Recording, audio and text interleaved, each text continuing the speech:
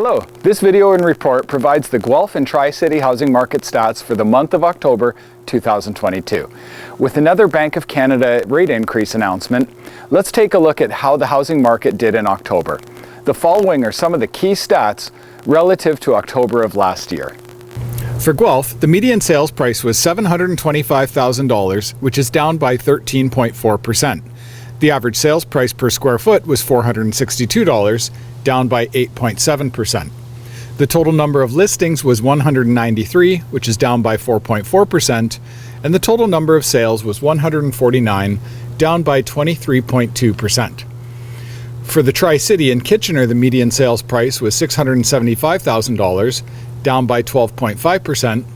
In Waterloo, it was $740,000, down by 9%. And in Cambridge, it was $678,750, which is down by 12.6%. As you can see, all four of our local markets incurred a year-over-year price drop in October. The main driver of this is the diminishing number of home sales. With high inflation, increasing interest rates, and a shifting mindset about the state of the market, many buyers have hit the pause button with their searches. They're all sitting on the sidelines waiting for a sign to know whether it's a good time to buy or sell. For those looking to upsize, now may be a good time to do just that. When property values are declining, as they are right now, the price difference between your current home and your ideal larger home decreases, making the increase in mortgage or moving costs less than what they would be in a higher market with increasing prices.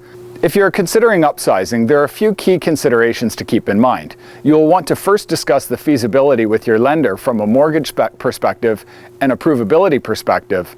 And of course, you'll want to ensure that the potential increase in mortgage payments is affordable and that you have financial stability and job security. This is just one example of an opportunity in this market, and there are plenty more. If you're considering buying or selling, I'm happy to have an open discussion with you about the market and help you with any of your real estate needs. Please feel free to reach out to me anytime. Thanks for joining me today, and have a great day.